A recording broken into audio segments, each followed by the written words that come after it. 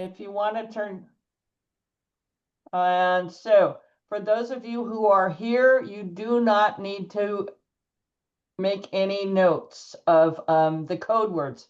For those of you listening to the recording, please note the code words. That's how you will get credit for watching this training for area directors. All right, details over with. We are gonna, Phyllis has a number of slides talking about enhancing club quality. That's gonna run close to 45 minutes, 55 minutes, somewhere in there. We'll take a 5-minute break so everybody can run and do a bio break and grab a cup of coffee. Then we'll come back for the second half. Again, there will be a few code words in the first half, a few code words in the second half. And I invite you all to participate this morning. As you all know, Phyllis likes an interactive training session. So don't think that keeping quiet is the way to go this morning. It is not. She would love to have your feedback and your interaction in most of her talk, and she'll go from there. Thank you, Phyllis. Go for it. Thank you, Gabrielle. First off, I have a question for you. How many of you, and if you would raise your hand so that I can see it, how many of you, this is your first time as an area director? Okay. Natalia raised her hand. Colleen, have you been an area director before? Okay. So we have a mixture of folk here who have done this in their past, maybe many times, like some of us, and others, this is their first time out. As Gabrielle said, when I do a training, it's totally interactive. What we are going to do today, and I expect everyone to participate because we learn better from each other than in reading slides. I will be asking a number of questions as we go through this material. I want the more experienced people to draw into the conversation. I want the new people who are new to area director roles this year to add to the conversation, because when you do that, you learn something. And those of us who have done this a few times learn something too. So are you ready to get started? That's my first question. Thumbs up. Everybody ready to go? Wonderful. I'm going to interject the first code word. The first code word is quality, Quality. Thank you, Phyllis. Thank you, Gabrielle. So if I can get my slides to work, there we go. So this is the first question. And for you that are not online seeing it, you can also add to the conversation. So what is club quality? What is that all about? Who can start that conversation rolling? Omar. People want to keep coming back, even if they've got other stuff going on in their lives. Very good. And Susan, I see you nodding your head. How can you add to this? That was basically it, that people want to come back. Yeah. Yep. I totally agree. Anything else? I find that when you can leave and you had a good time, there's been laughter, that makes your decision for you. You're going to come back next time. I totally agree. Let me give you, and I'm going to interject personal stories throughout this because I've been around a while, as some of the rest of you have. In fact, Marvin, you've been here longer than I have. When I first I actually checked out 2 clubs before I joined Toastmasters. The first club, both of these are early morning clubs, Susan and Omar and the rest of you, just so you know. The first one I went to wasn't a lot of interaction. It was very static, where people didn't talk to each other. There was no community. They invited me to speak. I did, because can't shut me up once I get started. But it didn't feel like the right club for me. The next week I went to another club. This was Wallmasters. When I walked through that door, I felt this, and this was in person back in the day. I felt the warmth of the members come at me like a rush. It was the most inviting environment I had been ever in. And I felt like they truly wanted me there. That meeting was a different meeting. It was the moments of truth. It was so interactive, everybody talking to each other, throwing ideas on the table. It was wonderful. I joined that club because of the introduction that I got coming through the door, as well as the interactive among the members. It was like they liked each other, which was not what I found in the first club. To me, as someone said, this was an environment where I wanted to come back and be a member. And I was a member of Wall Masters before the district hooked me for about how long, Marvin? 13, 14 years before I had to move on for time's sake. So it's not the time of the day, but it's the environment and the people in the club. For me, that's what club quality is. As you guys have said, it's all about wanting to be part of that environment and part of that culture. Club quality is huge when you are talking with members as well as new visitors who may or may not be impressed based on what they see. So one of the ways, as in that first meeting at Wall Masters, you as an area director can determine whether or not the club that you're visiting has a good club quality is by the elements of the moments of truth. How many of you are familiar with this particular segment of the Toastmasters education program? Just give me a raise of hands.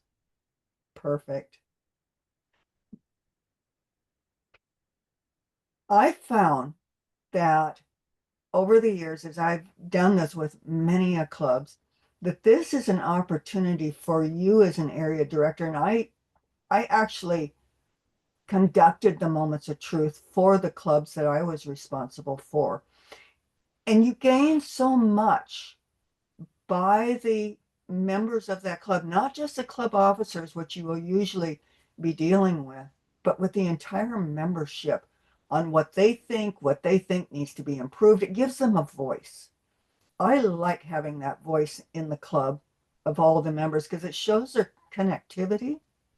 And if you're not feeling that when you're doing the moments of truth with them, then that might be something you want to note, because it's possible that they're having some tensions that need to be addressed with the club officers. Let's talk about this. How many of you actually done the moments of truth for any of your clubs? Omar, there you go. Yeah. I did it for my club as president. I did a modified version because I think like the moments of truth that's laid out in Toastmasters International is it's a little cumbersome, and I worry might have a lot of drop off. So I thought something more akin to, I basically did a little speech explaining these are the moments of truth, the different 6 components, and I did a table topics question for each of them. And so I gave people a chance to respond to that. And I found that was a good way to check in. And I observed that people didn't have a lot of things that seemed like this is a fundamental problem, and they're more, this is what we can try. So I think that was helpful too. The absence of things on fire, so to speak, was a valuable part. And then after that, I had my VP membership when I was president do moments of truth, and the VP membership asked me like, why are we? I feel confused about if this is this seems like a marketing tool. So I said, if this restaurant's confusing you, maybe just say we won't call it a moments of truth. It'll functionally be one, but we won't call it that to give you flexibility. And it was also like a table topics led kind of session, but I found that was a way to gauge input without doing a really formal process. I like that. What does everybody else think? If you've done it, let's hear from you. You've heard one way of doing it. What I did, just to get this conversation rolling a little bit more, is in one of the clubs that I was a member of. I did it so that it was like a walk around the room. I put the 6 elements up on poster board and put them around the room and gave people sticky notes. And I said, I want you to walk around, do the gallery, and put your notes on the board. And what that allowed us to do was to see where the major concerns were for people. So maybe first impressions was not their issue. Maybe fellowship and variety was, and you could visually see it as they put their notes on the wall.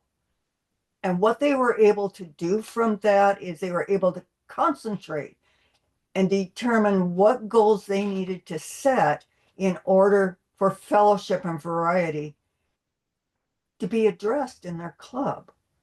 And all of these elements that you see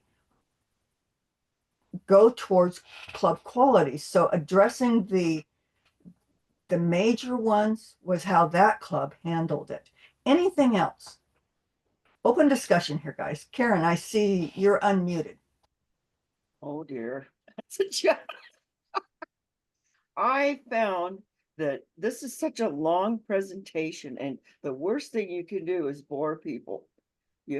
I've always done this with a partner so that we could switch off and keep the energy going. And it's amazing what people will tell you when they're hooked into this and paying attention. They'll tell you exactly what they think should be changed. It may be surprising.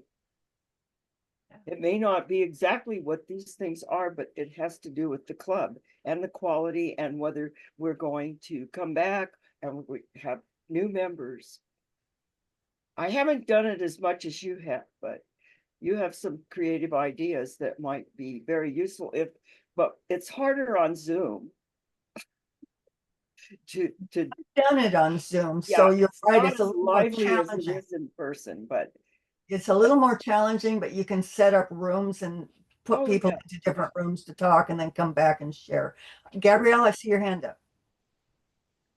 So I was lucky that somebody I know was an area director the year before me, and he said the first thing to do is not talk as little as possible. So I went to my clubs when I was an area director.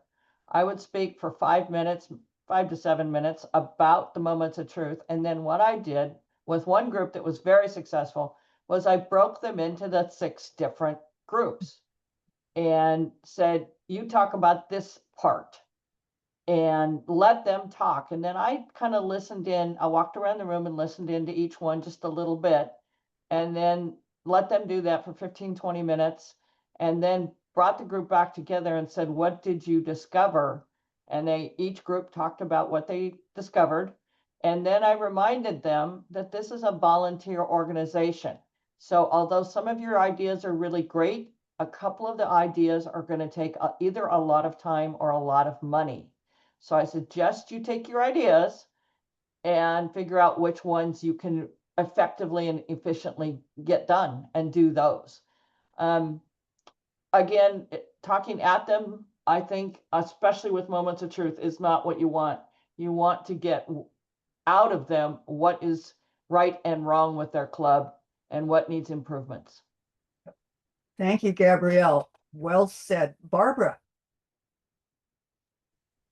I like how Gabrielle explained that and how you, Phyllis, told us about the sticky notes and the poster boards. One of our presidents did that activity, and it really is an effective interaction. We're not just sitting there facing someone, we're just really moving around, and that is what makes a quality meeting. Yep. And can you see how an area director or a director, whatever level, could actually use this as a tool to determine how to help the club be better, to get to that quality piece? Because if you know where their pain points are, or where they're struggling, you can focus in on helping them with that piece and let some of the others go. Because if you are making a difference in the club's life, then you are being successful, in my opinion. Does anybody else have any thoughts on that? PJ? Yes, when we've done it, to address a couple of other previous questions, we've split it over 2 weeks and done 3 things in each week, or we've done the whole thing, took our whole 1.5 hour meeting. And then after, or the following week, the board meets, the officers team meets, and we prioritize the different items and the different areas and figure out who's going to own that one. We assign it to each club officer one of the areas, and then we put together a plan to improve that section. And by the way, while we're doing the segments, whether it's 3 or all 6, we rank them and we kind of get a consensus. That there's the score 1 to 5, and we rank them, and then we target the ones that have the low ranking and try to fix those first. Thank you, PJ. That's very helpful. And yes, indeed, putting it up over 2 weeks will give people a little bit of a break so they have time to think about things also. If they think outside the meeting, which I tend not to, I tend to compartmentalize things and then move on. But you're absolutely right. The other thought that I had for the moments of truth, if I can remember now that I talked to PJ and that went right out of my brain, is that I don't think it needs to only happen at the beginning of the year. Typically, the order of progression is to do the moments of truth and then the club success plan, because you know what goals you need to work on.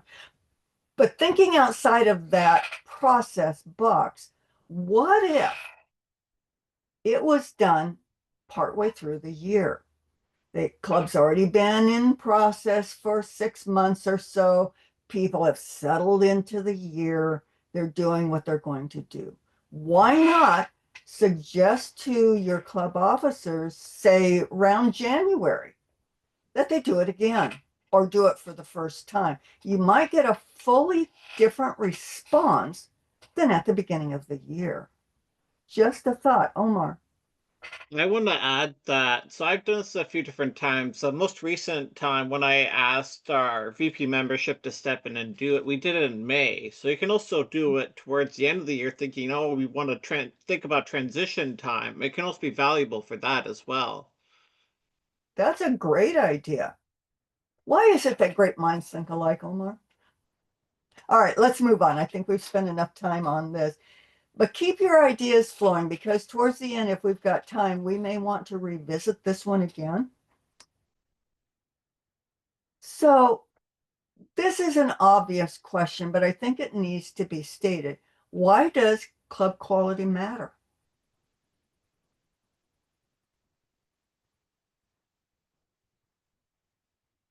Now, I know you all have thoughts on this. I'm going to say membership retention. Good point. Membership retention. What else? Our lives are constantly changing, and club quality helps bring us back. I guess it's like what I said earlier, but that aspect of quality says even when life is changing rapidly, that the club can keep up with that and also keep drawing in people to come back to meetings to join. Yes. Vicky, we've not heard from you today. Why does club quality matter? I was the one who just popcorned that out, but to keep Oh. membership retention. Yeah, Oh, thank you. Sorry, I was looking at the screen. Jennifer, we've not heard from you. What does club quality matter? Why?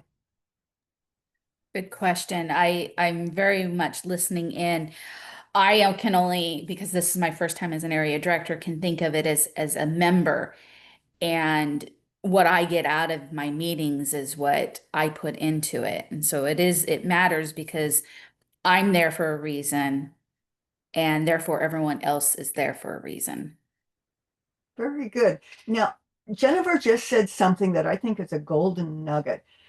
When you go into a club as a director, are you looking at it as if you were a member of that club?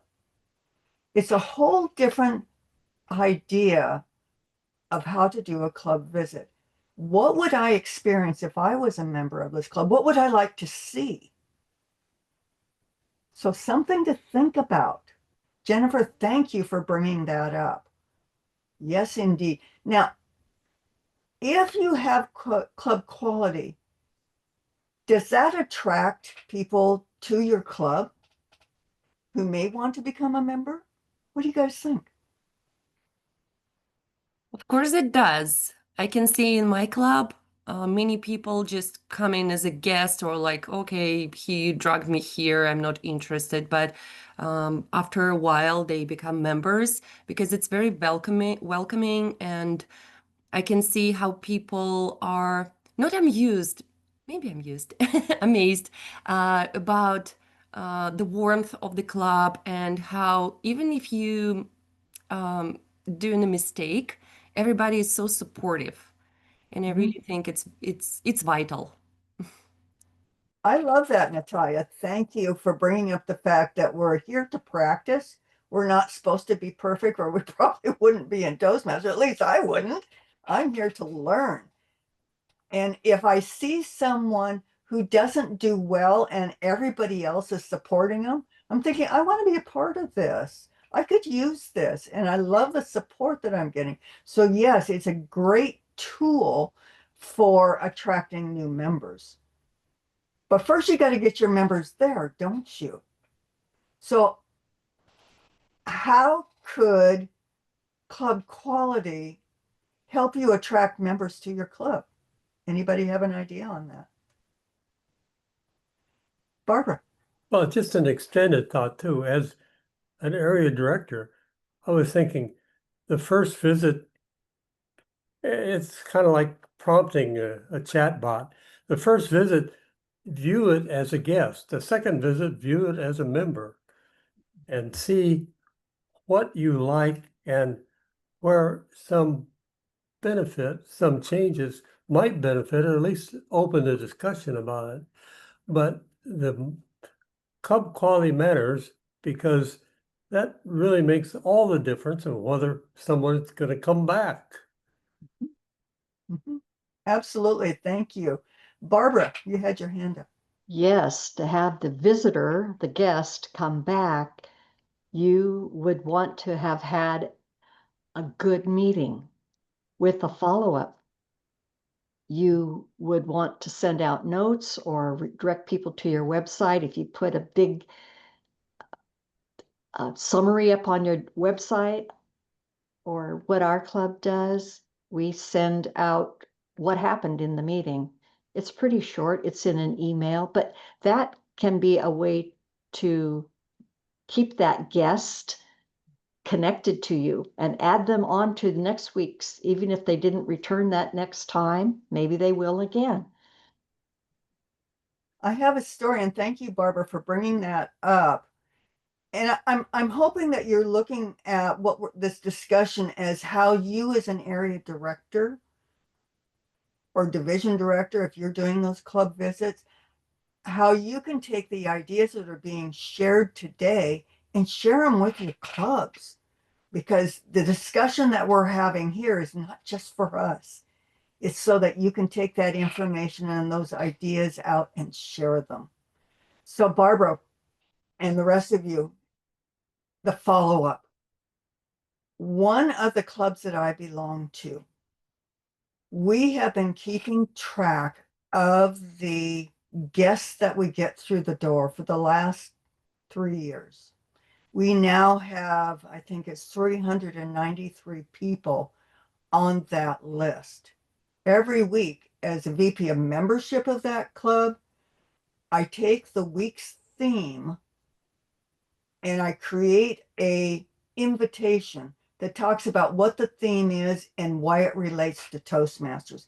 And I send that out to all 193 people. In the last, I took over membership, well, 1st of July. So far, we have had 4 visitors transition into being members And I'm hoping to keep that up through the rest of the year.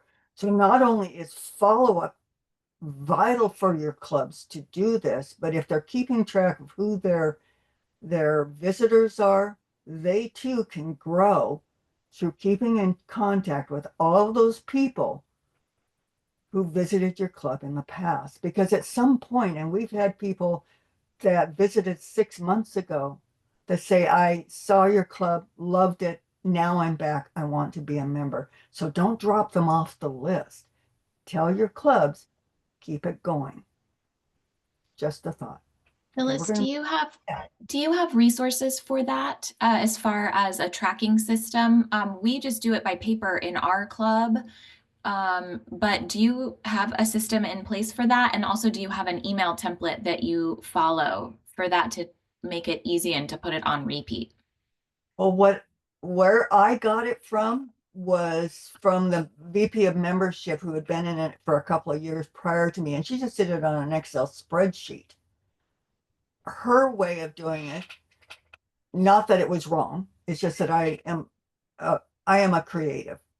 She is not. But she would send out the same invitation every week. She would do them by hand. She said it took her a couple hours to send it out to everybody because she just one right after the other. I, on the other hand, am a little bit more tech savvy. I have access to Constant Contact. So I send them all out through that. And what I would do for that, because each meeting note invitation is different. I am not ashamed to say that I use not Chat GPT because I prefer Perplexity, but I will write out what I want to say and I'll take it into the AI and I'll say, make it better. And it does. And then if I don't like it, I'll say, try it again, and it will. And when it gets to the invitation that I can live with, then I pop that into Constant Contact, add the list, and send it out. It's all done fairly simply. Either method works, whether you send out the same invitation or you modify it for each meeting, up to you. But again, it's your calling card out there to the community. And you could do this many different ways. If you're trying to attract members to your club, and we're going to talk about this, then it is possible to send it out through Nextdoor if you're a member of that chat group. If you're not, perhaps you should be. In one of my clubs, we gained 4 new members. This was some years ago and not by me. 4 new members just by one, and it was an early morning club. Do you have time before work? Come visit us. We can help you improve your communication and leadership style. There are many different ways to do this, Vicki, but that's the method that I use. Thank you. Okay, I'm going to move on here a little bit. Just before I do, speaking of this, and like I said, we will talk about a little bit, how do you or your clubs get the word out to grow membership? How does that happen? Anybody? My idea is not the only one. I post on my personal LinkedIn as often as I can. Perfect. Anybody else? We hosting events, for example, open houses, at least once a year. Well, this year we didn't because we had plenty of members, but, and it helps a lot. We have at least 5 people from each event coming and becoming members. Cool. Colleen, I saw your hand go up. Yes, so we are a corporate club. I'm in the Adidas 3-Stripe club. And right now we only have 8 members, and it's been really, really hard. We're doing Speechcraft, which is going really well. We have 7 Speechcrafters, and I think only one of them is a current member, and they're all really enjoying it. We're doing a 4-week session over 8 weeks. We've done a ton of open houses in the past. We've encouraged even our internal employee resource groups like the Women's Network and the some of the Asia groups and also the one for people of color within Adidas and the Proud to Play for the LGBTQ. And we've always been trying to emphasize a theme or an open house that will connect with those people. But I mean, the bottom line is it's during work hours. We were on a 3-2 virtual in-person schedule, and people just don't want to do things that aren't a requirement. And so keeping people connected and engaged has been really hard. And I mean, with our 8 members, we were talking about this yesterday at our officers meeting. 5 of the 8 members are officers, and we haven't even been able to work on our own pathways and all of that. We're doing our club success plan, and we're just trying to keep the lights on and keep it going. So it's like, oh, tomorrow you're the Toastmaster, or now you're going to be the Toastmaster and the grammarian and do table topics. And of course, you can't write a speech on top of that. And then we added this educational session as one of our 2 speeches every week. But it's just, we've been juggling for like a year just to keep it going. We were in person only, and then we switched to being hybrid, but that hasn't really helped engage people. So I don't know, honestly. We also tried to bring in HR and to make it be something through them, and there just hasn't been. I'm thinking Speechcraft might be the thing, because usually you can get your management to agree to a term, because they're always like, what are we going to see out of this right away?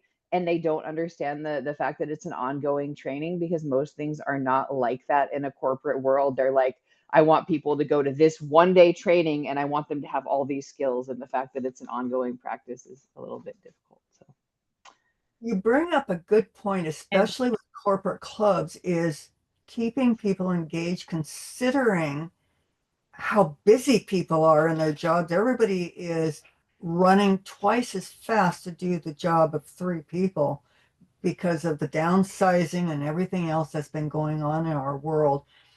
Do you have access to send emails internally? oh yeah, of course. So here's a thought, and I send this out to anybody for your clubs who are struggling to find members. A few years ago, when ChatGPT was the new thing on the internet, and I was looking for ways to bring people to my club, what I did is I asked, and you could do this, any of you could do this, is in my club or in my company, I am trying to attract whoever it happens to be. How do I do that? What are the marketing factors that I should be looking at? And it came back with a plethora of ideas. So taking one of those and doing basically what I did for this club where I send out the 393 is gear your message to that pain point of those employees.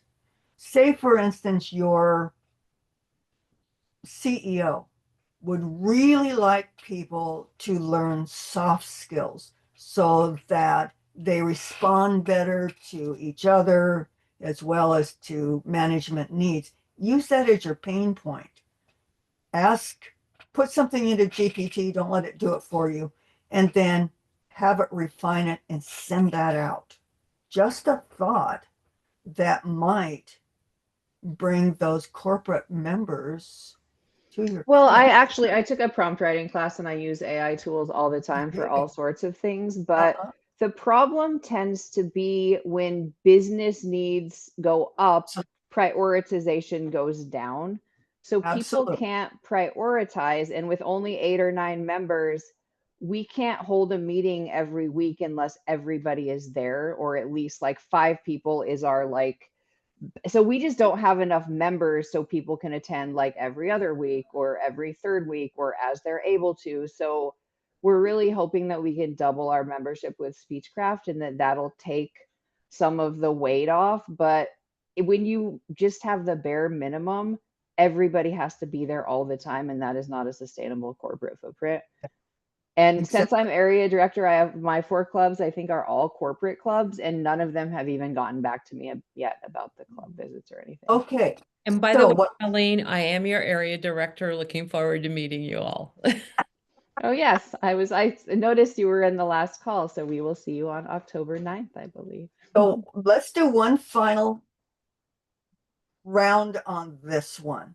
What Colleen has just mentioned is probably one of the challenges that every area director is going to face. How would you respond to her? Omar. Well, first of all, I've actually asked this because one of my clubs, a corporate club that's trying to develop, get more members. So I was actually just asked about this practically speaking. I think I think one pit I think there's two things. One, you said your members are too busy to do pathways and also keep the lights on, but project manager, give me anything project. How about keeping the lights on as projects? You could use pathways to say, we'll use pathways projects to say, for example, here's communication styles. You could use that to say, this is what, you can use that as an educational opportunity. That could be a way to combine pathways with the educational. It could keep it exciting and engaging for members. That's just one thought. Thanks, Omar. Gabrielle. I just needed to interrupt for a code word. The code word is laughter. Laughter. Laughter is the second code word. Sorry, thank you. Thank you. Vicky. I'm with Colleen. Our club we have had 22 members and we've had consistently 6 showing up over the summertime, as well as the clubs that I've visited, the 4 clubs that I've visited so far are also facing this.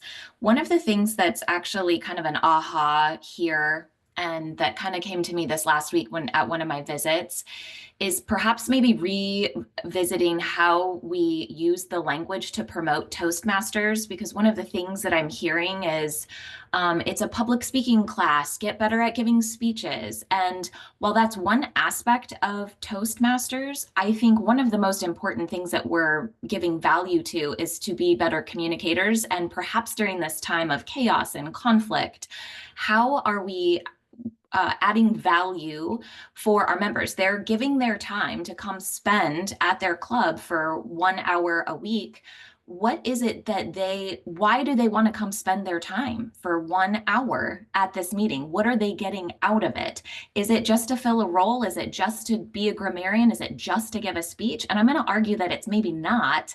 I have to kind of reorient my mindset around this right now as I'm trying to, one, help my own club sustain membership, as well as these other areas that are facing this challenge right now. I'm just playing with this idea as we were just talking about, why is it important? Why is club quality important? And I think the thing that's standing out for me that I want to play around with, and maybe this is helpful for others, and I'm just brainstorming here, is how are we looking at the value that we're providing the people who are showing up? And can we maybe speak more into those types of members that we're wanting to call using their language better? Perfect, Vicky. I love that. And what brings to mind as I'm listening is how many of you have read Pat Johnson's book, The Past International President? She wrote a book on corporate clubs and corporate culture. It might be worthwhile to check the international store and see if they are still carrying it. I believe she has a new edition out that addresses some of these concerns that you're talking about. So And that we did that as well in our club, and but we couldn't get HR to actually commit fully. So again, we're still, because we said we absolutely don't want to keep carrying this on ourselves and struggling and just trying to get all these new members. We need help. And they were like, yeah, totally. And then they never did anything or supported anything or. Do you have a way to go beyond HR? Yeah, if I want to grassroots everything and do it all myself, I mean, it's just not very What I was feasible. thinking more is getting support from someone at a higher level than HR. Well, we had a person in leadership, but then they left, and it just is always like this ongoing saga of, yeah. don't lose heart because it will get better. It really will.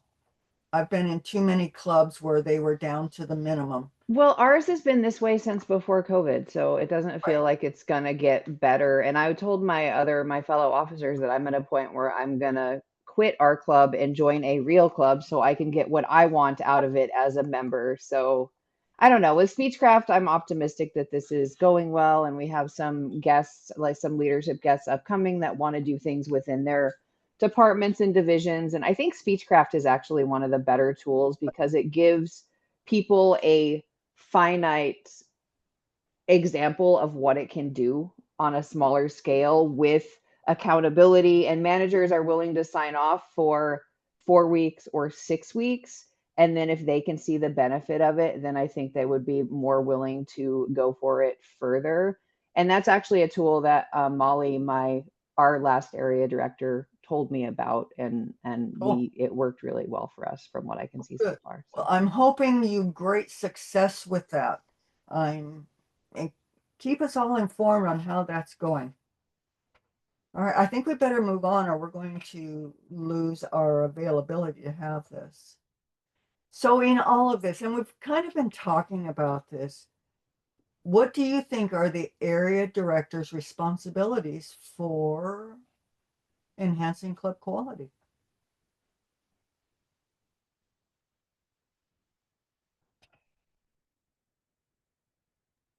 I think first and foremost, we need to be there to support them, whether it's finding training tools, just be that kind of main contact for the officers between their club and Toastmasters International.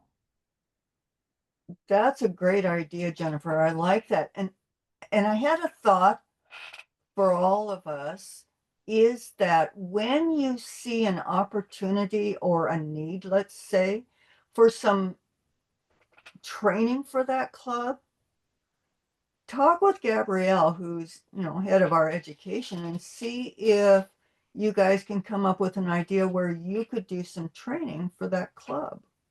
Just keep her informed so that she knows what's going on education wise out there. And she can probably help you with some tools for that. So just an idea, you guys, while you're out there visiting in your clubs, is there maybe some opportunity for you to do some spot training, shall we call it? Just an idea. What do you think of that, Gabrielle?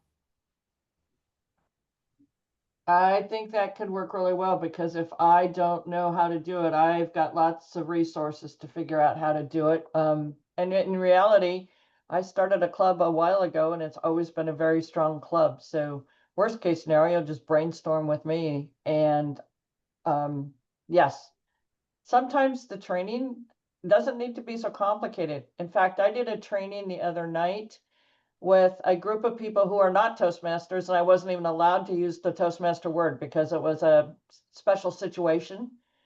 And I took a look at that speech and I repeated it again the next morning for my club because it was appropriate to talk about how to strengthen the club. One of the things that's happened in my club is there's a lot of really good speakers, and I think it's scaring the people who are beginners. And so this speech talked to that situation. And I got kudos from the really hotshot speakers about it. Every speech does not have to be a hotshot speech. And my club has a lot of those. So like I said, this talk turned, I twisted it up and it worked out very well. And we'll see what happens in the next few weeks, whether we get some more people speaking. Our club is very strong, but we've had some trouble filling the speaker holes. So you guys, the nugget for me in this is you just heard Gabrielle. Have a conversation with her so that you guys can come up with a training. Because typically when you go for a club visit, or at least always happened with me, they wanted me to speak. So I would always come up with something that I thought would be a benefit to them. So just an idea when you're also doing those club visits. And Omar, I see your hand up. Yeah. What was I gonna say? Oh yeah, what I want to add is I think of it as balancing. This is what the club says they want to work on. Then is also things like how they're thinking of ways they can encourage the club to grow while respecting, their traditions, their approaches, their, composition. And so, for example, one of my clubs, I've division director Richard Young is one of my clubs, and I point out to the club like your club success plan is good, but I noticed Richard's in a lot of these slots. Maybe you should try having other people in there as well. So that's just one example. Thank you. Thank you very much. What about under the area director responsibilities? What about areas where you can foster collaboration among and teamwork among the club members? That's kind of what Omar, I think, was addressing a bit. What do you guys think of that as one of your responsibilities? Come on, don't all talk at Do you once. mean within a club or amongst? Yeah, yeah, when you're doing your in a club club. Okay. visits. Yeah. Fostering areas for collaboration and teamwork.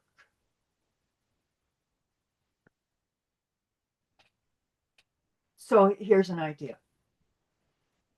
Every year, at least for the last several years, I know that Woolmasters has had some type of an out of the club meeting party. They do a picnic, get together. One year they were on the river together. I remember that one well. I didn't get to go. That's why I remember it. But they got together outside of the club. So fostering that social interaction so that they become more community minded among themselves can foster a lot of member retention. Think of it that way. When people know each other and they like each other, they tend to knit together and they're less likely to change clubs. Does that resonate with anyone? Yes. Let's not have a one word. Do you think that you guys, as visitors of these clubs, could find ways to foster that teamwork and collaboration among them? Obviously moments of truth always comes to mind on that, but I'm thinking beyond that because we've got to have more community than just what happens inside the four walls of a club if you want to retain members and increase membership. What do you think? Everybody hates that idea. Nobody's talking. No, my home club actually has a strong tradition of a Christmas party every year. One of the clubs I was in, and I never got a chance to do it, is they would go on a hike every year. Yep. Those types of things. Yep.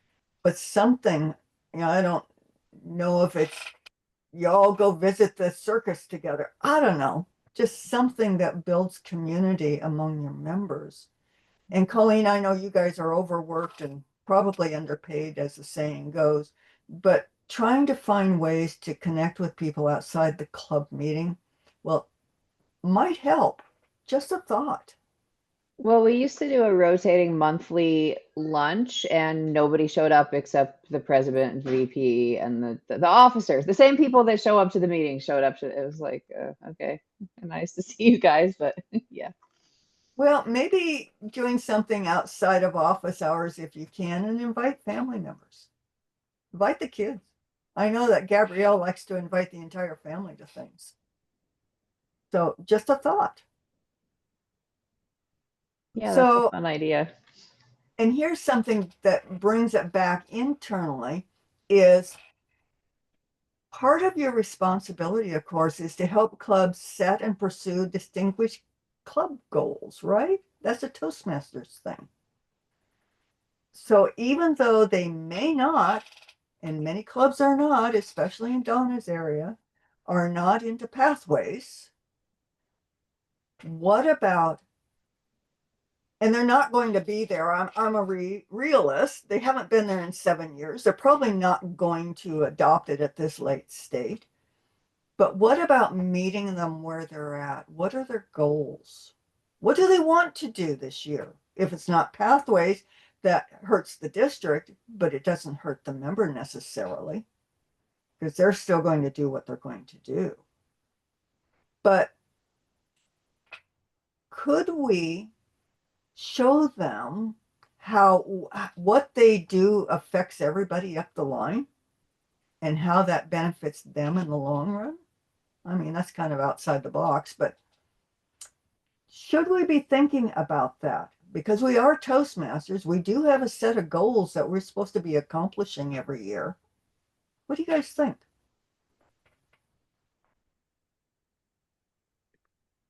This is That sounds very user oriented, which is, you know, a thing in software development, which sounds really good to me. I mean, where you're putting the user, the customer at the center of what you're trying to get done, not external metrics. Yeah, I like it actually. Donna, I saw that smirk on your face. I heard my name. I am paying attention. You know, whether it's encouraging a club to reach their goals or gaining new members or retaining existing members, what's in it for me? We need to address what is in it for them. It's any sales presentation. So before you go in and do a club visit, if you think about that, your personal, what's in it for me? Why do I keep coming back to Toastmasters? If you go into a club heavy-handed, I'm an enforcer, they're going to push back.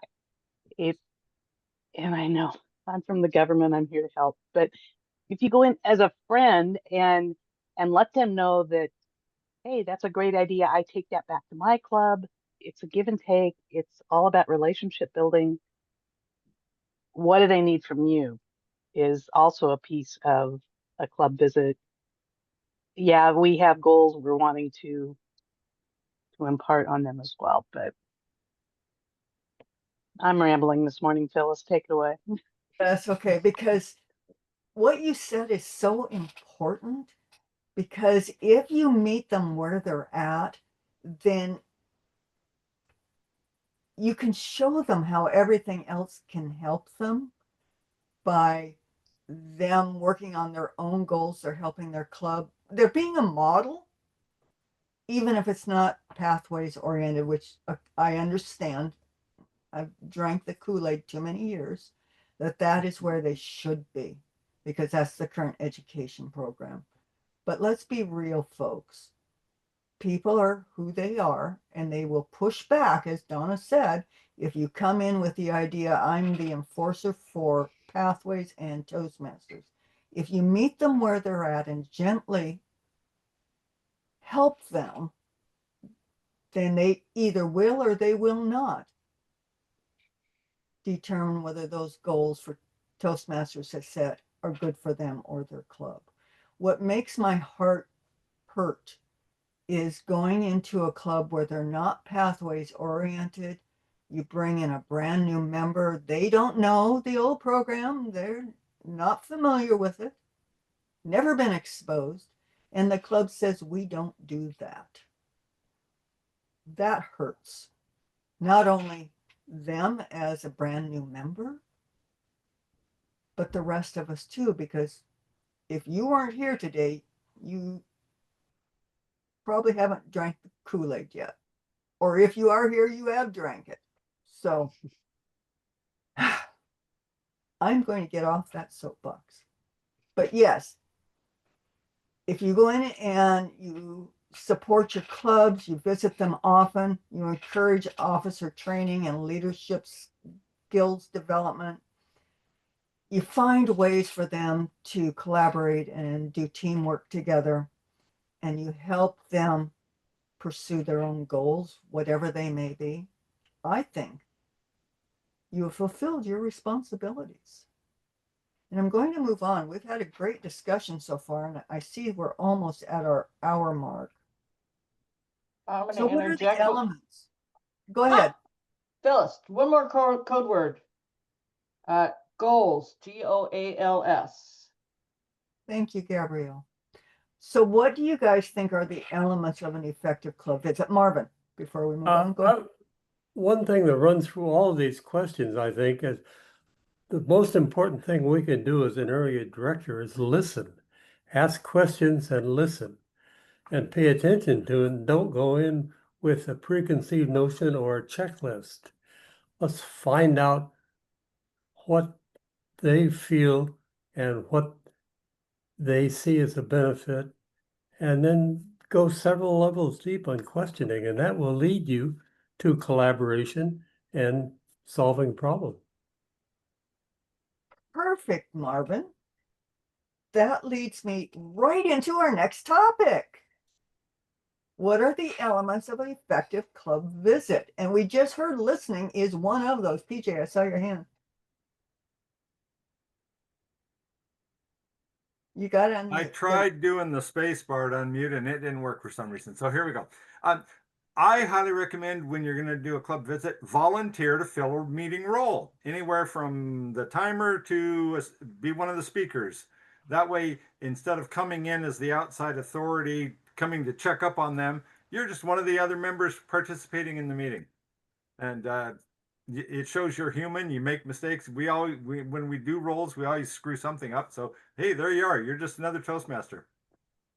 I love that. Thank you. And I want to say one more thing real quick about pathways. People say it's hard to fit speeches into pathways. Get creative. I did an icebreaker last week at my meeting, and I went over our club budget. And in my introduction, the Toastmaster said, PJ's been a Toastmaster for 24 years. He's given over 20 icebreaker speeches to introduce himself to the club. He's done enough of that. Today, he's going to introduce you to the club budget. Meet Mr. Budget. Boom. And I went off and I told the budget. And afterwards, one of the new members said, you know, I always wondered what happened to my money after I paid my dues. And he said, I want to be on the board next year because I want to understand more about the inner workings. So there, I recruited a future officer.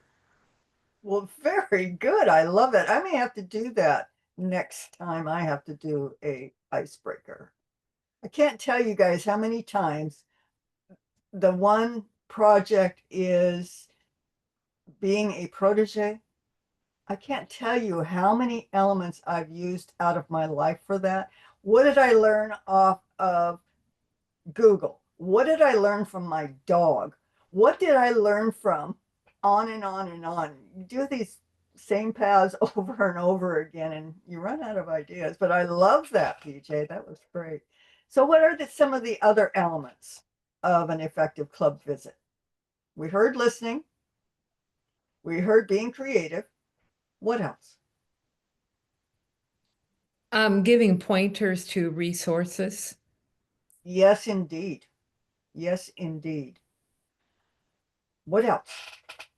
One thing I did in one of my clubs is I gave a gentle challenge. I basically offered it as, you know, this is something to try. One club, they just did table topics the same. The same set of cards each week. And it's just, why don't you just write some of your own, mix them in, take some of the old ones out. At least you'll get some a bit of surprise in there. So helping them change up their meetings. What else? Karen, I haven't heard from you in a couple minutes. Oh, I just go there to enjoy them. And I make sure that they know that every club has its own way of doing things. And being a night owl doesn't help when you have two 7 a.m. clubs, but I tell you, I get a buzz as much as coffee when I go to these two 7 a.m. clubs. They just energize me for the rest of the day. And I tell them that I think for a while we haven't been visible to these clubs as a link to the rest of the Toastmaster world. And I am focusing on reestablishing that link and showing them that there is actually an area director in the world, and you will by June 30th know who the heck I am. And I hope that link gets to be solidified and restored because it's high time.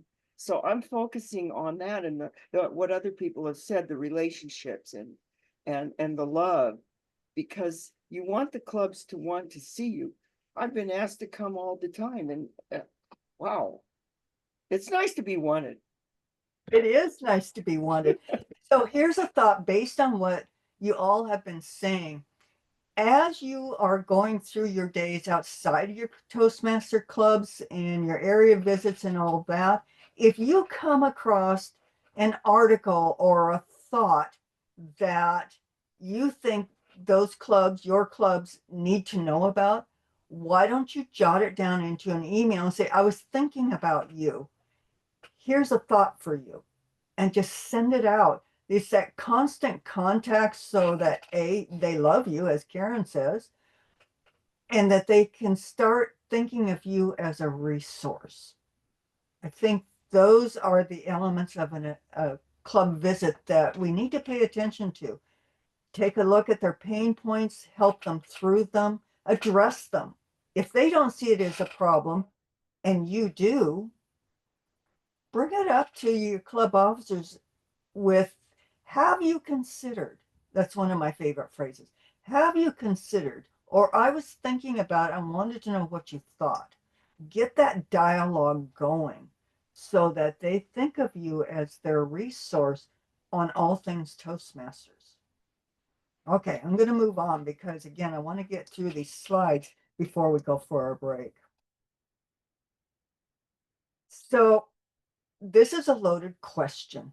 What are some ways to support clubs towards meeting distinguished club goals? Again, this is something that we need to pay attention to, even though they may not be in pathways. There are other goals that they could be trying to meet. Getting their officers trained, for instance, or getting their club officer to Toastmasters so that they can actually conduct business. What other ways can we support them? Who haven't I heard from? Yeah. Okay, Jennifer, you're up again.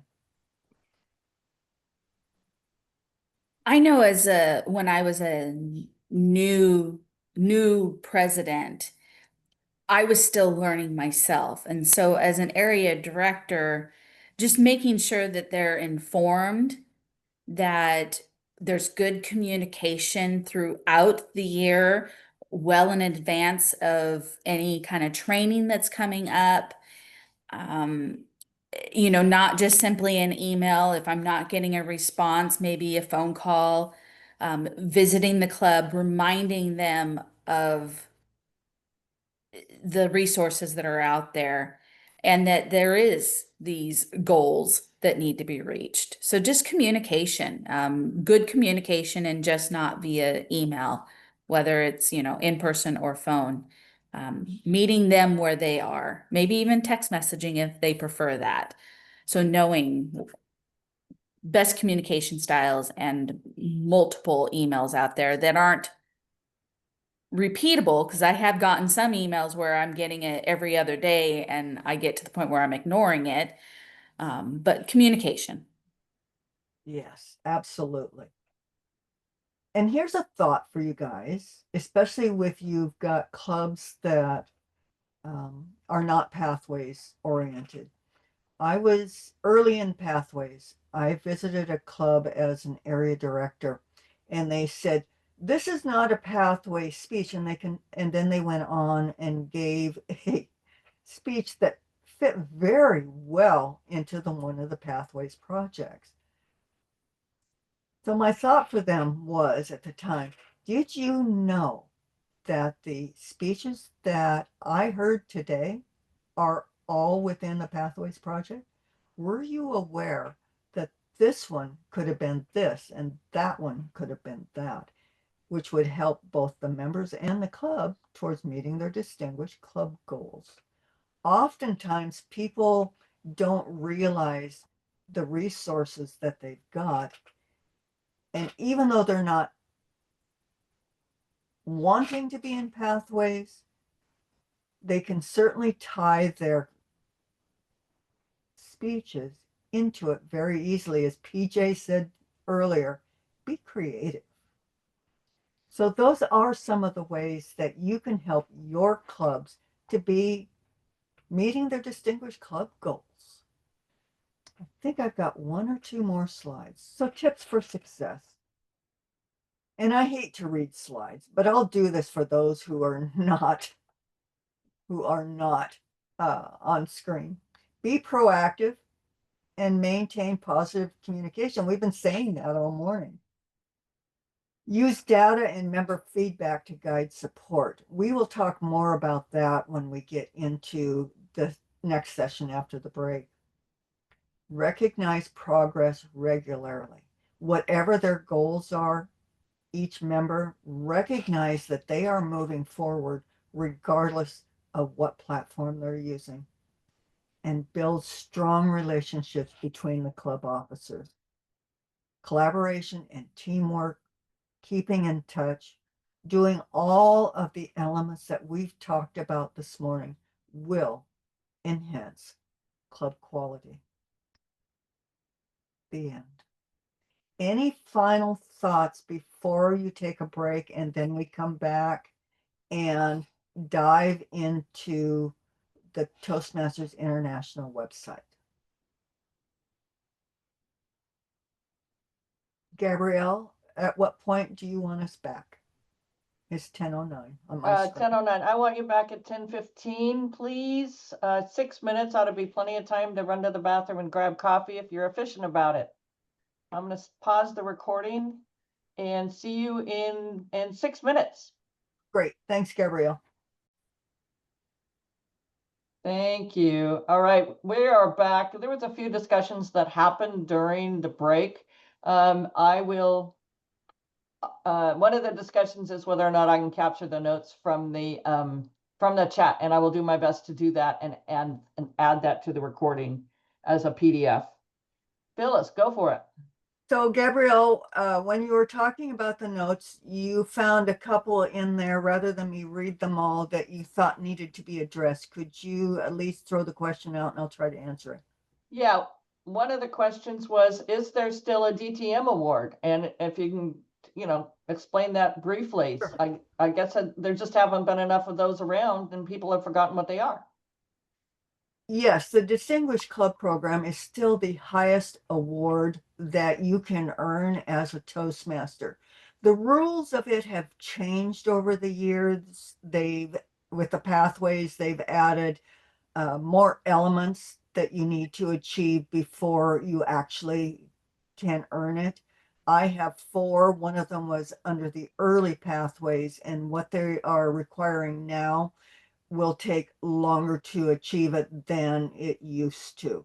But yes, indeed, once you have completed 2 pathways, you can go to, I think it's membership or education at Toastmasters International, and ask them for the, I think they call it a project for the Distinguished Club Program Award, and they will send that to you with the criteria that is now in place. But yes, indeed, the Distinguished Club Program Award is still in place. Distinguished Distinguished Sorry. Toastmaster. Distinguished Club is about the club. The Distinguished Toastmaster is about the Distinguished individual. Toastmaster. Yes. Yes. Yes, indeed. And one of the things I suggest people do is before they finish the second pathway, talk to somebody who has a DTM, Distinguished Toastmaster Award, and those are listed right behind our names on the list of who's a member of the district. It's very easy, and somebody in your club probably has a DTM, or your area director can find you somebody to be your mentor to get your DTM award. And I would suggest it's a Pathways DTM because they have Mhm. changed. And then the other one was more about the Distinguished Club Program. And I'm going to invite you to just catch up on the recording from last week's training. That's going to be the easiest way rather than take time today to review stuff we did the whole talk we did last week. It's a wonderful talk. PJ and Richard both did really great talks. So I'm gonna put in my plug for listen to the recording if you weren't there last week. All right. And we are actually going to touch a little bit on that as we dive into the dashboard on Toastmasters International. So if you all are ready, I will go ahead and share my screen. I have brought up the dashboard so that we can take a look at it and what I want to talk to you specifically about it. And if I fail to mention it, please remind me of the tools that, as an area director, that you can use before you go to visit a club that will put you in a good framework for your visit. So I'm going to go ahead and share my screen. Our first code word, again, our first code word is tools, Tools, tools. Okay. Can you see my screen? Somebody give me a nod. All right. Thank you, guys. What I pulled up is the dashboard. This is the international dashboard. And this one is, we are looking at District 7. The elements of the dashboard are an overview of us. You can go to any district and take a look at them. If you like to compare, if you're a data-driven person, this is always a fun exercise. How are we doing against the world? But today we're only going to look at District 7. Just a brief overview of this. We have 99 paid clubs. At this point, we have not increased our club base, so we are still at 99. The number here that says paid clubs to date will increase as we start to charter more clubs. The payments, the base is how many payments we had, and these are not members, these are payments, because there are many members, including myself, that are in more than one club. And when you're in more than one club, your payments get counted for every club that you're in. So our base on July 1 was 3,207 payments. So far, we have 617 members, including these would be new members to your club or renewals. And remember that we are in the renewal phase for the October 1 through March 31. So we should see this number increase over time. Hopefully, it should be at least half of the base, because remember, we pay dues twice a year. We have no distinguished clubs yet. Hence, to date, it's 0. It's way too early in the year for that. You'll start seeing those numbers change after the next renewal cycle in April. Okay. Beneath that, we were talking a little bit about the Distinguished Club Program. The numbers below that on each of those boxes are the goals to become a distinguished club and district. The district are the paid clubs. The payments are for the district. Distinguished clubs are for the district, the area, and the club, just so you know. Okay. How many of you are familiar? I don't want to go over material that you already know. I know that anybody who has been around Toastmasters for a while has probably spent more time on the dashboard than they want to talk about. So, do you want me to go through this a little bit more, or shall we go to the really important stuff? Not that this isn't important. Just speak out so that I know, because otherwise I don't want to waste your time. Well, I have a question about is there a place on the dashboard where I can see where clubs have submitted their club success plan or not? Yes, in fact, there is, because remember, that's a new element this year, and I will go there I believe, and you guys correct me if I'm wrong. I So think not on the dashboard per se. Okay. this is the dashboard. It has Okay. many layers. Okay. So, but in order to see it, I believe you have to go out here. And where is it? There's it's not It's, yet. yeah, I've got a blank screen. I love that when that happens. Yeah. So But there's a report to draw up, pull up. yeah, I'm seeing blank, so I'm going to stop Daily sharing. reports, I'm sorry, what? daily reports, it's on the left-hand Okay. of the dashboard. You just click on that and you get to all. I did, and I got a blank Oh, screen. shoot. I'm going to stop share and try it again. Don't know what's going on. Probably Toastmasters themselves are driving me nuts. Okay, so I'm going to try it again. Daily reports. And let's see if it goes there. It's loading. Love that. Thank you in the middle of my presentation that you decide to take your time.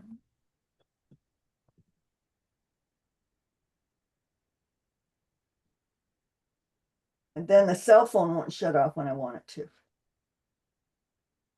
Okay. All right. So anybody else want to try to pull up their screen because mine is just spinning? Yeah, I can do it for you, Phyllis. Where am I going? We're going to go to daily reports and answer Susan's question. All right, let me get there. I'll let you know when I'm there. Okay. So let's just go down this a little bit. Behind on the first screen is just an overall of the entire district, where they're at and what they're doing as far as their stats. Have they put in any these are membership payments. So you can see, for instance, with Myrtlewood, that being the first one, when I pull it up, you can actually see where they're at. You can see your clubs and how they're doing so far. And Phyllis, I don't see your screen at all. Oh, that's probably because I quit sharing. Exactly. Okay, can you see it now? No, you can't. Can you see it now? It's coming. It's coming. There we go. There. Okay. The question about the Distinguished Club Program. When you go to the dashboard, this is all about the Distinguished Club Program. I just pulled up $Who, and I'll show you how I did that again. I just went down and I clicked on the club name and it brought them right up. And this tells you all of the goals for the Distinguished Club Program, and it tells you exactly what it is you need.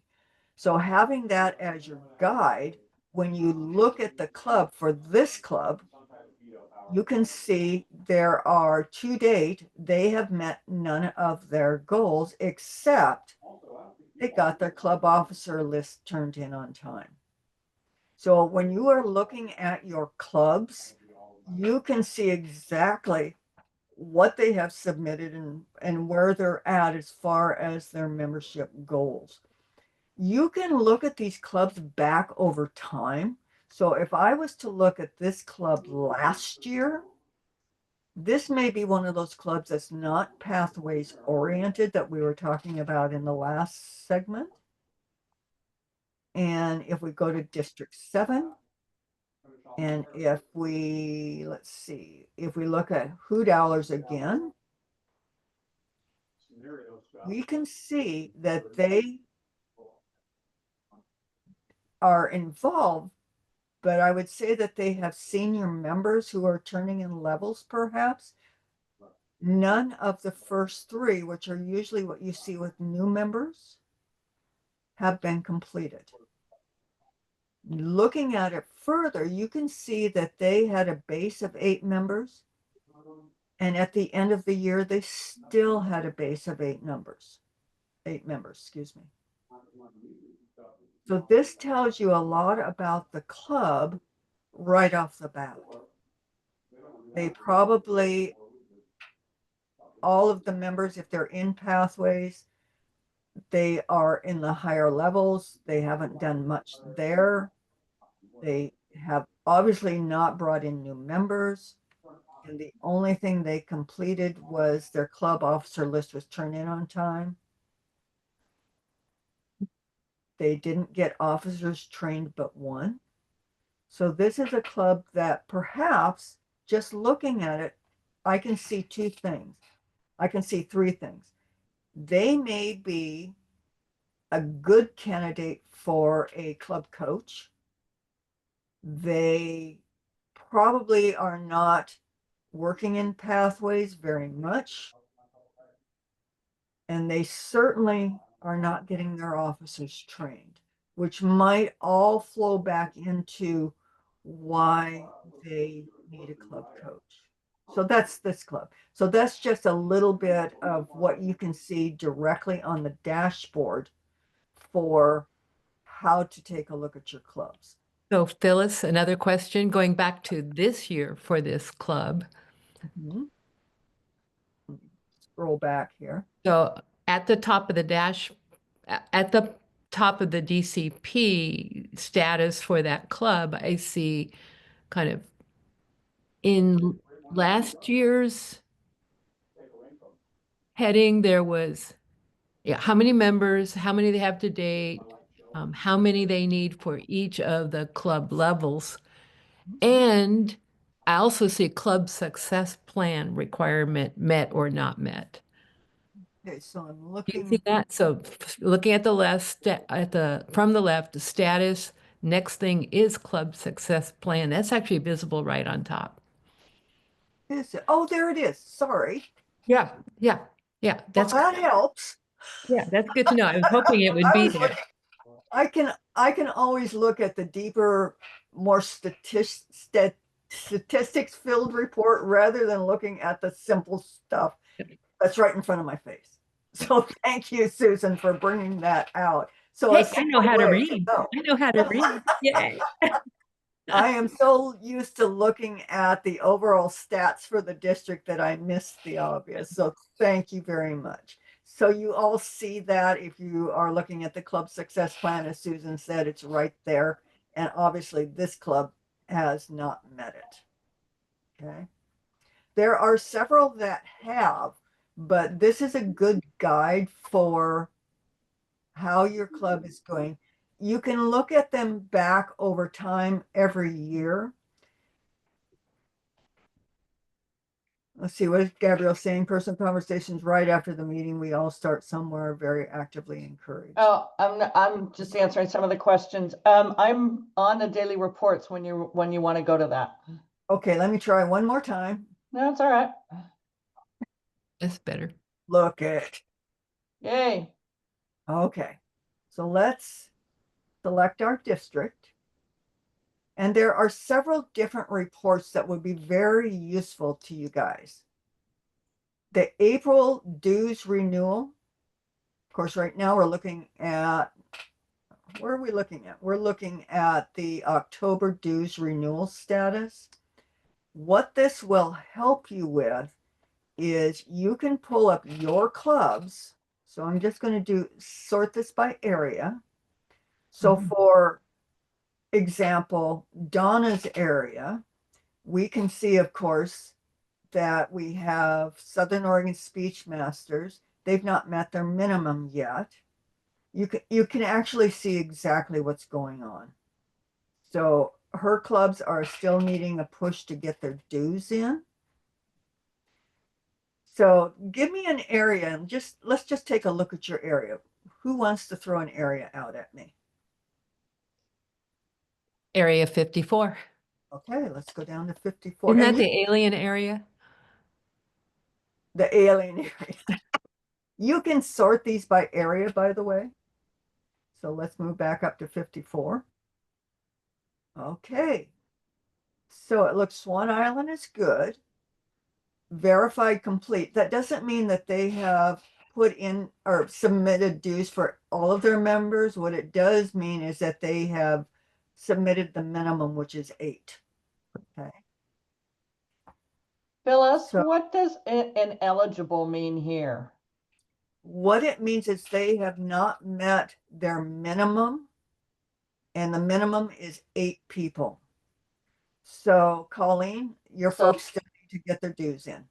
So Actually- they're not ineligible. That's a bit confusing, and I see why somebody asked that question. They have not met that goal, is all that means. Correct. They're totally Yeah, welcome that's what to, it means. they're totally Let welcome. let me clear something up here. Minimum means they have less than 8 people. Ineligible means they can have 15 people, but they're ineligible if at least 3 of the people who have paid dues are renewals from the previous time. And this is a rule so that you can't just like have a whole batch of people go away and you're starting over with a fresh batch of people for the club. You have to have at least 3 members renew in order for the club to be eligible. And you can be, Wow. once you get the 3 members renewing, the 3 existing members renewing, then you would be shown as low if you are under 8. Mhm. But right now, those clubs that say ineligible, they could have 20 members. Hmm. But if 3 of them didn't renew, 3 of the originals didn't renew, they don't count. Does Wow. that Thank you, help? PJ. I always get those confused. Yeah, So it's I appreciate crazy terminology, and it's very confusing. Yeah. Okay. So back to your area 54, you can actually see what's going on there. Okay. All right.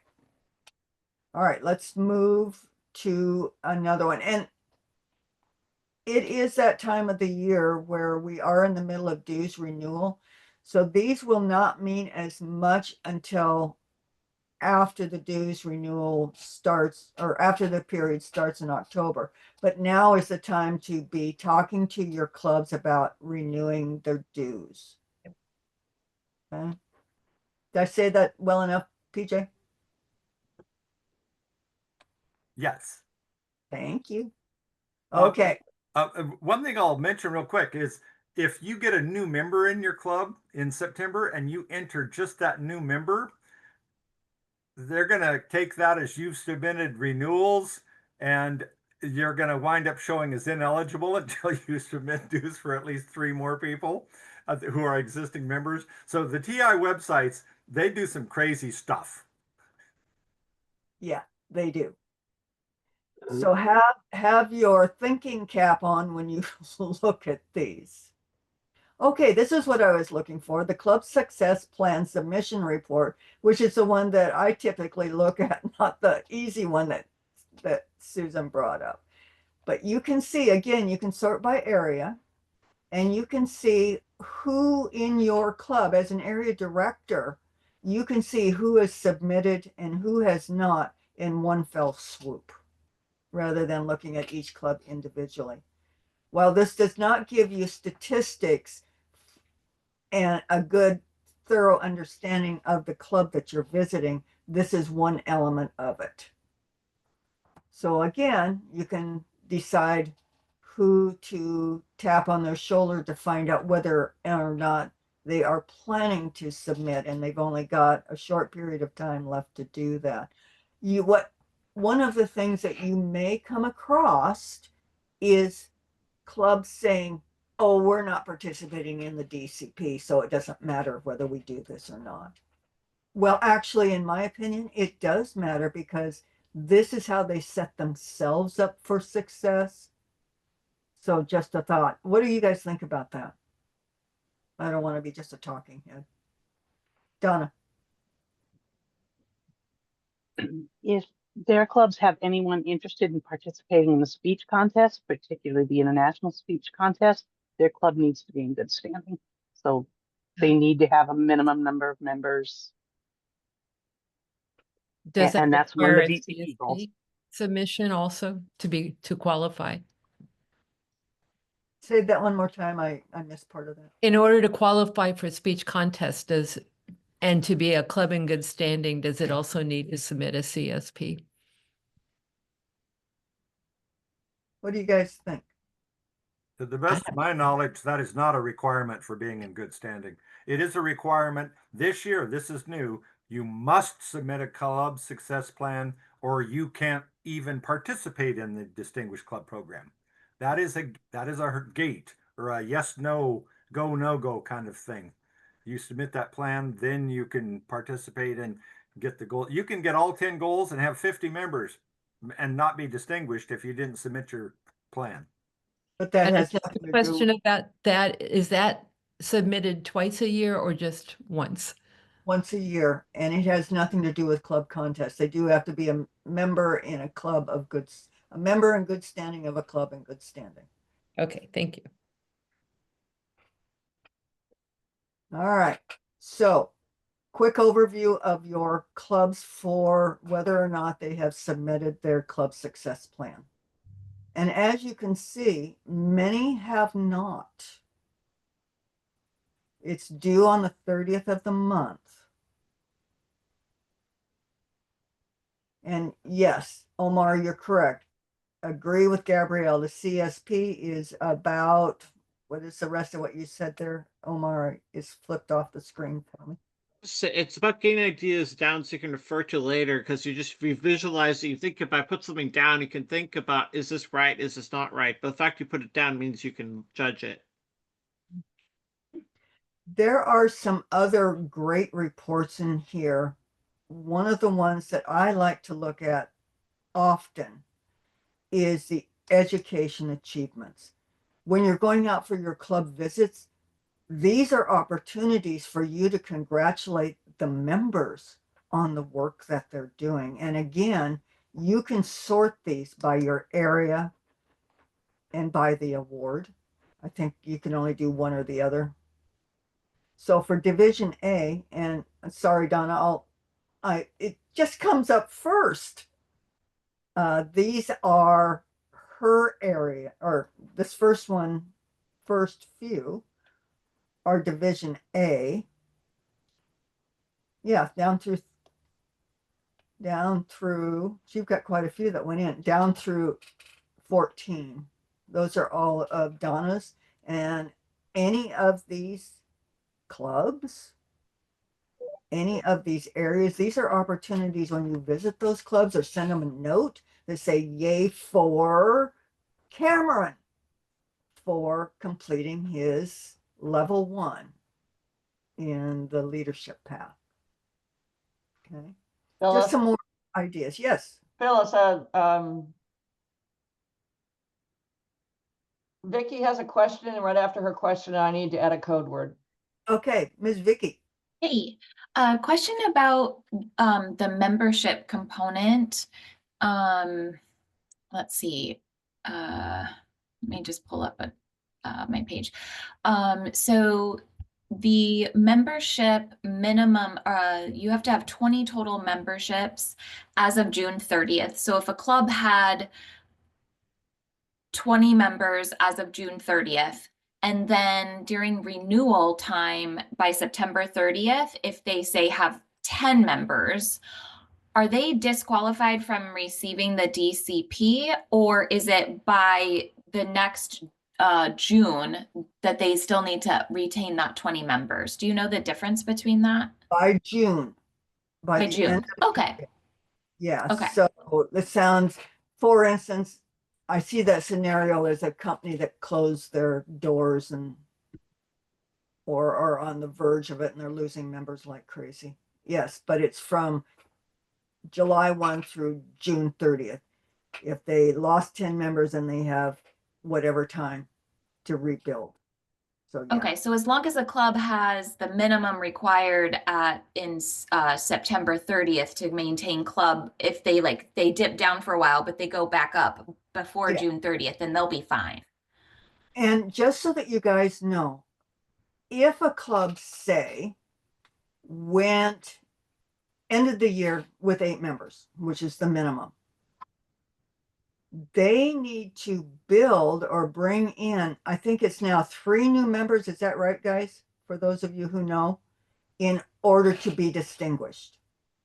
So it's not like they started the year with 20 and end the year with 20 or 21, whatever it happens to be. It's from the end of the year. How many members do they build in order to do that? Okay, that Yes, makes sense. as Omar says, he thinks it's 20 Thank for you. the Smedley Award, which is Yeah. Oh, an award they didn't have back in the day. Actually, Smedley Award is 25 members. So Okay. be careful on that. Again, go back to the recording we did last week. It explains all of this very clearly. I'm going to stick a code word in here. The code word is explain, EXPLAIN. PJ has done an excellent job of explaining some of the new rules to us. Explain. Thank you. And I'm trying to keep up on the chat. And Thank you very much. back to definition of a club in good standing, that's relative for speech contests, and the minimum is 8. Is that correct? Yes, I see PJ nodding his head as our prior you. chief judge. Okay, I'm going to pick on some other club here. Let's just move on down here to this area. Let's pick up this one. So again, whoops, I wanted to go back. Club performance. Okay. So looking at this club, they've added a lot more information to this dashboard than they had a year ago. So we can see, and I'm looking at this from your perspective as a director. Let's get back down to 43. Where were we? 43. Okay. So looking at 43, what have we got? We can see that only one of the clubs, Sporty Speakers, being the quality club that they are, has submitted their club success plan. They ended the year with 22 people. They still have 22 people. That makes them eligible for what? What does this make them eligible for, guys? This is a test. Speech contest. Distinguished Club Program. No, they have to add. Oh, no, they were good because they got more than 20. They've Yeah. got more than 20. How about, let's try another one. Okay, so let's take a look at Nanomated. They turn in their CSP and they have 17 members. What are they eligible for?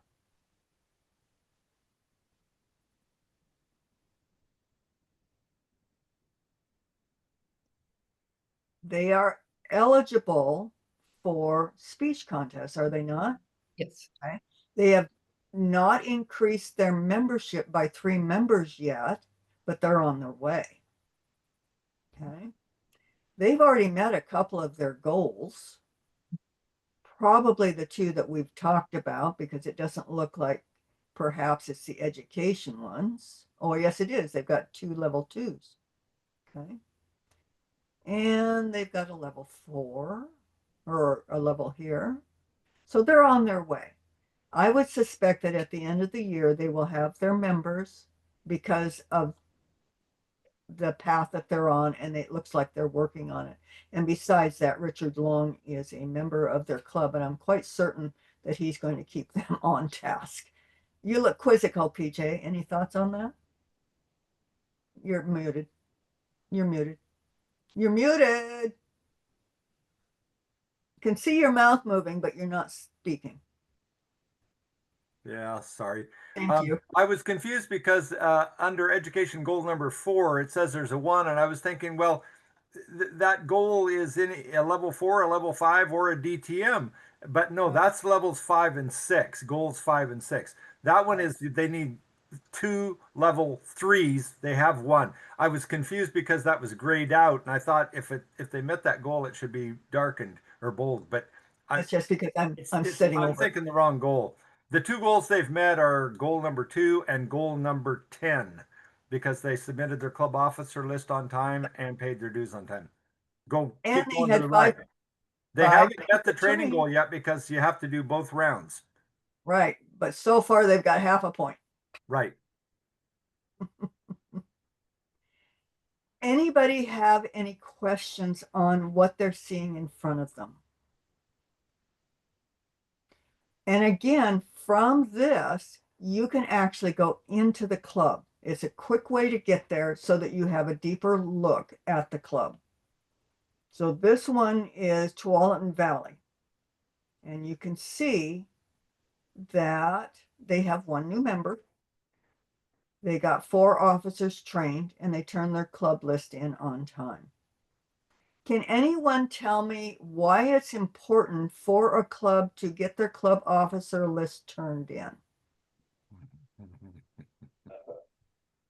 Just shout it out. Yeah, I need someone to reach out to. If you've got, you'd have to have someone that can who's still in the club who's actually checking things. Okay, why is it important for the club officer list to be turned in on time? So we know who to train. Because if they do not turn in their club officer list, they cannot do business on the Toastmasters website. They get locked out if they don't do it by July 31st. Then they have to send an email address to membership@toastmasters.org and submit their list of officers. They will be manually inputted and then they'll regain access to Club Central. I've been through that a couple of times with clubs. Thank you. So I already am working with one club who did not get their club officer list turned in on time. They cannot conduct business. They cannot add new members. Nobody can go in and use their pathways, I think. But at any rate, they can't do business at all. I'm also guessing if they have met this goal already, they're an annual officer term. Correct. PJ? Yeah. It doesn't distinguish between that. It says that you need one on-time officers list submitted. Now, if you're an annual club, you only need to submit one by June 30th for the July 1st start of the year. If you're a semi-annual club where you select or you elect officers twice a year, then you need to resubmit in December for the people who are going into office on January 1st. But all you have to do is hit one of those to qualify for this goal. Okay, thank you. Just like it says one on-time dues renewal. We pay dues twice a year, but you only have to hit it once to qualify for that. Okay. And the nugget in that for you guys is when you are getting ready for your club visits, take a look at this dashboard to see, did they turn their list in on time? If not, then as PJ said, show them the steps or talk to them about how to go ahead and get that rectified. So another helper thought for you guys. Okay. A couple of other ways that you can help your clubs, and let's see if I can get back. Okay, we've already talked about this. One of the easy ways for you to tell whether your club is involved in pathways by members is to look at the membership list. Now, each of you can pull up the membership list for your area. Division directors, you can get to all of the clubs in your division. Look at the very last row. The very last row by member will show you where they are at in pathways or not. When you have a club that only one member is in pathways and nobody else is, you might have a concern and a checkpoint to talk to them about. Okay. The other thing that I look for in that is how long ago if they got all the way to and finished level 5, how long ago was that? Did they decide that they were going to do one path only and not any further than that? Things to think about as you're talking to your clubs.